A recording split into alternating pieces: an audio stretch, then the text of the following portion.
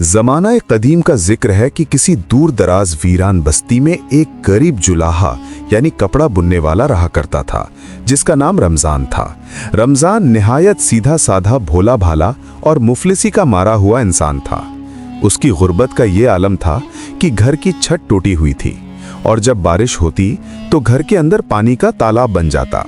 वो दिन भर खड्डी पर बैठकर कपड़ा बुनता, मगर उसे अपनी मेहनत का इतना कम मुआवजा मिलता कि 2 वक्त की रोटी मयस्सर होना भी दुश्वार था।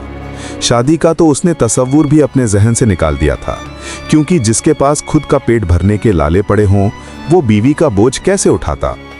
एक रोज की बात है कि रमजान का दिल मीठे चावल खाने को बहुत मचला। मुद्दतों से उसने रूखी सूखी रोटी के सिवा कुछ न चखा था। उसने अपनी जमा पूंजी, जो उसने एक एक पैसा करके जोड़ी थी, निकाली और बाजार जाकर थोड़े से चावल, चीनी और थोड़ा सा घी खरीद लाया।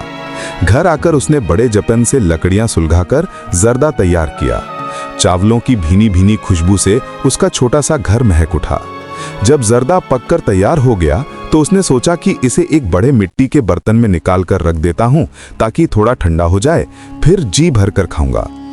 इत्तेफाक से उसे याद आया कि उसे अपनी बुनी हुई चादरें महाजन को देने जाना है, वरना कल के राशन का इंतजाम ना होगा।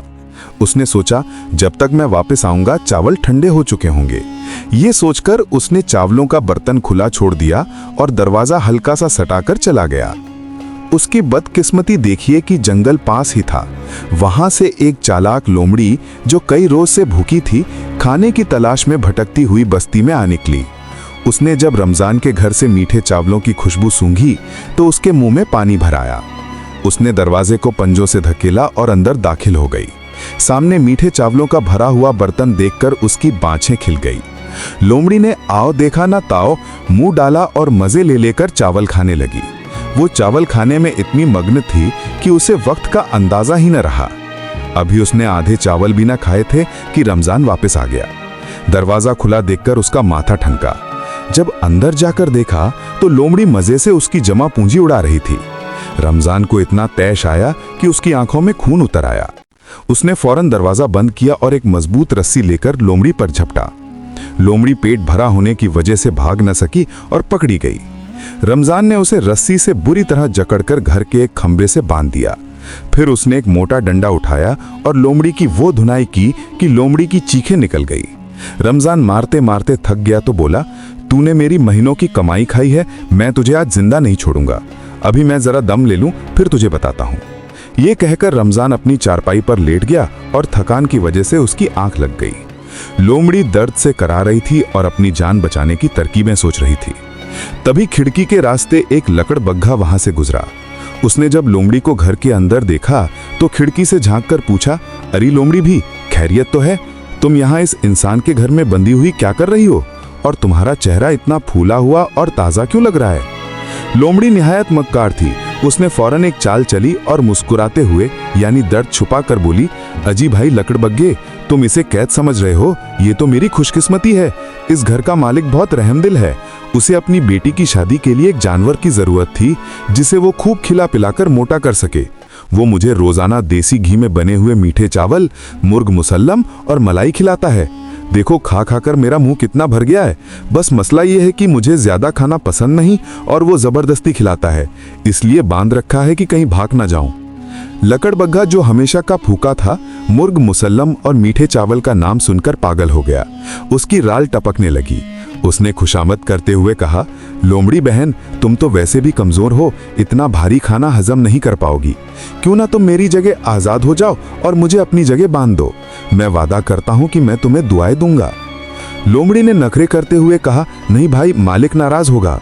मगर लकड़बग्घे के बहुत इसरार करने पर वो मान गई। लकड़बग्घे ने अपने पहने दांतों से लोमड़ी की रस्सियां काट दी। लोमड़ी आजाद हो गई और उसने लकड़बग्घे को उसी खंबे से कसकर बांध दिया। लोमड़ी जाते जाते बोली, भाई अभी मालिक उठेगा तो तुम्हें और खिलाएगा, बस थोड़ा सब्र करना। ये कहकर वो रफू चक्कर हो गई। थोड़ी देर बाद रमजान सोकर उठा। उसने डंडा उठाया और ये देखे बिना कि वहां कौन है, अंधाधुंध बरसाना शुरू कर दिया। लकड़बग्घा चीखा, अरे मालिक, खाना लाओ, डंडे क्यों मार रहे हो? रमजान ने जब एक अलग और भयानक आवाज सुनी तो गौर से देखा, वहां लोमड़ी की जगह लकड़बग्घा बंधा था। रमजान ने हैरान होकर पूछा, तू यहाँ कहाँ से आया और वो चोर लोमड़ी कहाँ गई? लकड़बग्घे ने रोते हुए सारी दास्तान सुनाई कि कैसे लोमड़ी ने उसे मीठे चावलों का लालच देकर फंसा दिया। रमजान समझ गया कि लोमड़ी उसे चकमा दे गई है। उसने लकड़बग्घे को तो पीट पाट कर भगा दिया, लेकिन कसम खाई कि उस लोमड़ी को पाताल से भी ढूंढ निकालेगा। अगले दिन रमजान जंगल की तरफ गया तो देखा कि वही लोमड़ी एक टीले पर बैठी है। रमजान को देखते ही लोमड़ी ने भागने की कोशिश नहीं की, बल्कि वहीं बैठ गई। रमजान डंडा लेकर दौड़ा। लोमड़ी ने हाथ जोड़कर कहा, ऐ इंसान, रुक जा, मुझे मारने से तुझे वो चावल वापस नहीं मिलेंगे, लेकिन अगर तू मेरी जान बख्श दे तो मैं तेरी जिंदगी बदल सकती हूँ। मैं तेरी शादी बादशाह की बेटी से करवा सकती हूँ। रमजान का हाथ हवा में ही रुक गया। वो हंसा और बोला, तू एक मामूली जानवर, तू मेरी शादी बादशाह की बेटी से करवाएगी? चलट, मुझे बेवकूफ मत बना। लोमड़ी ने निहायत संजीदगी और एतमाद से कहा, मैं सच कह रही हूँ, जंगल के जानवरों के पास बहुत से राज होते हैं। बस तुम मुझ पर भरोसा करो और मुझे अपना इल्ची बनाकर बादशाह के दरबार में भेजो। अगर काम ना बने तो बेशक मुझे मार डालना। रमजान के पास खोने को कुछ था नहीं। उसने सोचा, चलो ये तमाशा भी देख लेते हैं। लोमड़ी वहां से सीधी राजधानी की तरफ रवाना हुई और महल के दरवाजे पर जा पहुंची। पहरेदारों ने उसे रोका तो उसने रौबदार आवाज में कहा, हट जाओ, मैं शहजादा बुखारा की खास इल्ची हूं और बादशाह सलामत के लिए एक जरूरी पैगाम लाई हूं। एक जानवर को इंसानों की तरह बोलते देख पहरेदार घबरा गए और उसे दरबार में पेश किया। लोमड़ी ने बादशाह को बड़े आदाब से झुककर सलाम किया और बोली, जिल्ले इलाही, मेरे आका, बुखारा के नवाबजादे आपकी शानो शौकत सुनकर आपसे रिश्ता जोड़ने के ख्वाहिशमंद हैं। वो इतनी दौलत और लश्कर के मालिक हैं कि जमीन उनके घोड़ों की टापों से हिलती है, मगर वो खुद आने से पहले ये जानना चाहते हैं कि क्या आप अपनी शहजादी का हाथ उनके हाथ में देने को राजी हैं। बादशाह, जिसकी बेटी जवान थी और वो उसके लिए एक मुनासिब रिश्ते की तलाश में था, बुखारा के नवाब का नाम सुनकर मुतासिर हुआ। उसने वजीरों से सलाह ली और हामी भर ली। लोमड़ी ने कहा, ठीक है, मैं जाकर अपने आका को खुशखबरी सुनाती हूँ। लोमड़ी वापस रमजान के पास आई और कहा, रिश्ता पक्का हो गया है, अब तुम मेरे साथ चलो। रमजान अपने फटे पुराने कपड़ों की तरफ देखकर बोला, इस हाल में जाऊंगा, वो मुझे धक्के देकर निकाल देंगे। लोमड़ी बोली, तुम फिक्र ना करो, बस जो मैं कहूँ वो करना। लोमड़ी रमजान को दरिया के किनारे पहुंची। वहां उसने रमजान से कहा, तुम अपने ये फटे कपड़े उतारकर दरिया में फेंक दो और सिर्फ पानी में गर्दन तक डूबकर खड़े हो जाओ। जब तक मैं ना कहूँ बाहर मत आना। रमजान ने ठिठुरते हुए वैसा ही किया। लोमड़ी दौड़ती हुई महल गई और वहां जाकर रोना पीटना शुरू कर दिया। गजब हो गया बादशाह सलामत, गजब हो गया। बादशाह ने घबरा कर पूछा, क्या हुआ? लोमड़ी ने आंसू बहाते हुए कहा, मेरे आका, नवाबजादा अपनी बारात और बेशुमार दौलत लेकर दरिया पार कर रहे थे कि अचानक डाकुओं के एक बड़े गिरोह ने हमला कर दिया। उन्होंने सारे हाथी, घोड़े, जेवरात और यहाँ तक कि नवाब साहब के कीमती शाही लिबास भी लूट लिए। वो इस वक्त दरिया में छिपे बैठे हैं क्योंकि उनके पास बदन छुपाने को भी कपड़े नहीं हैं। शुक्र है उनकी जान बच गई। बादशाह को बहुत अफसोस हुआ और अपनी होने वाली इज्जत पर आंच आती दिखी। उसने फौरन वजीर को हुक्म दिया, शाही खजाने से बेहतरीन जरबख्त यानी सोने के तार वाला लिबास, इत्र और एक सजा सजाया घोड़ा अभी के अभी दरिया किनारे भेजा जाए। शाही नौकरों ने वहां पहुंचकर रमजान को नहलाया धुलाया, इत्र लगाया और शाही लिबास पहनाया। अब रमजान, जो कल तक फटा पुराना जुलाहा लगता था, शाही लिबास और पगड़ी में वाकई कोई नवाब मालूम होने लगा। लोमड़ी ने उसे कान में कहा, दरबार में बिल्कुल खामोश रहना। अगर मुंह खोला तो तुम्हारी देहाती जबान पोल खोल देगी। बस मुस्कुरा देना या सिर हिला देना। रमजान जब दरबार में पहुंचा तो उसकी शान देखकर बादशाह और दरबारी दंग रह गए। शादी की रस्में अदा की गईं और बड़े धूमधाम से रमजान की शादी शहजादी से हो गई। लेकिन अभी असली इम्तिहान बाकी था। शादी के बाद शहजादी को नवाब के महल जाना था। रमजान का दिल धक धक कर रहा था कि अब क्या होगा, मेरे पास तो झोपड़ी भी ढंग की नहीं है। बारात शहर से निकली। लोमड़ी सबसे आगे चल रही थी। रास्ते में लोमड़ी ने देखा कि एक बहुत बड़ा रेवड़ चल रहा है। लोमड़ी चरवाहे के पास गई और अपनी डरावनी आवाज में बोली, सुनो, पीछे बादशाह की सवारी आ रही है। अगर उन्होंने पूछा कि ये जानवर किसके हैं तो कहना नवाब रमजान साहब के हैं। अगर तूने सच बोला तो बादशाह तुझे कोल्हू में पिसवा देगा। चरवाहा डर गया। जब बादशाह की सवारी गुजरी और उसने पूछा कि ये हजारों जानवर किसके हैं, तो चरवाहे ने डरते हुए कहा, जी, ये नवाब रमजान साहब के हैं। बादशाह ये सुनकर बहुत खुश हुआ कि उसका दामाद इतना अमीर है। आगे चलकर लोमड़ी को एक बहुत बड़ा आलीशान महल नजर आया जो एक खूंखार देव का था। ये देव आदमखोर था और कोई उसके महल के पास नहीं जाता था। लोमड़ी हिम्मत करके महल के अंदर गई।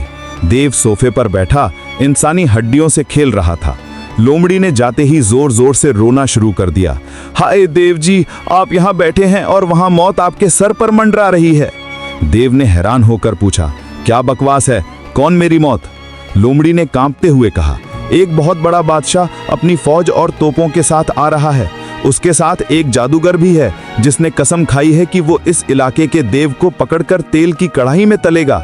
वो बस दरवाजे तक आ पहुंचे हैं। फौजें कह रही हैं कि देव को ढूंढो और मार डालो। देव जो वैसे तो ताकतवर था मगर अक्ल का कच्चा था, ये सुनकर खौफजदा हो गया। उसने लोमड़ी के पैर पकड़ लिए। बहन, मुझे बचा लो, मैं कहाँ छुपूं? लोमड़ी ने खिड़की की तरफ इशारा किया। वो सामने जो पुरानी सुरंग है उसमें छिप जाओ और जब तक मैं ना कहूं बाहर मत निकलना। मैं उन्हें कह दूंगी कि यहाँ कोई नहीं रहता। देव अपनी जान बचाने के लिए भागा और सुरंग में घुस गया। लोमड़ी ने बाहर से एक भारी पत्थर रखकर सुरंग का मुंह बंद कर दिया।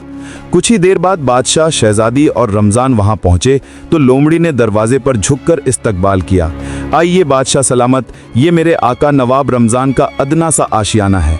बादशाह इतना आलीशान महल देखकर, जिसकी दीवारें सोने और चांदी से जड़ी थीं, दंग रह गया। उसने सोचा, मेरा महल तो इसके सामने कुछ भी नहीं है। रमजान जो कल तक एक एक दाने को तरसता था, अब इस महल का मालिक था। बादशाह अपनी बेटी को वहां छोड़कर और ढेरों तोहफे देकर खुशी खुशी वापस चला गया। जब सब चले गए तो लोमड़ी रमजान के पास आई और बोली, दोस्त, मैंने अपना वादा पूरा कर दिया। तुझे जुलाहे से बादशाह का दामाद और महल का मालिक बना दिया। अब मेरी बस एक ही नसीहत है, अपनी पुरानी गरीबी को कभी मत भूलना और अपनी रियाया के साथ हमेशा इंसाफ करना। रमजान की आंखों में आंसू आ गए। उसने लोमड़ी को गले लगा लिया और कहा, ऐ मेरी मेहरबान दोस्त, तू मेरा एहसान जिंदगी भर नहीं चुका सकता, तू यहीं मेरे साथ रह। मगर लोमड़ी ने कहा, हम जंगल के जानवर हैं, महलों में हमारा दम घुटता है। ये कहकर लोमड़ी ने आखिरी सलाम किया और जंगल की वादियों में ओझल हो गई। इसके बाद रमजान ने उस महल में अपनी शहजादी के साथ बड़ी खुशी और सुकून की जिंदगी बसर की और वो हमेशा गरीबों की मदद करता रहा। प्यारे दोस्तों, ये थी वो दास्तान जो हमें बताती है कि अगर अक्ल और हिकमत से काम लिया जाए तो इंसान मुश्किल से मुश्किल हालात को भी अपने हक में बदल सकता है, और ये भी कि कभी किसी छोटे से छोटे जीव को भी हकीर नहीं समझना चाहिए। उम्मीद है आपको ये तवील और दिलचस्प कहानी पसंद आई होगी। वीडियो देखने का बहुत बहुत शुक्रिया। अपने ख्यालात का इजहार कमेंट्स में ज़रूर कीजिएगा।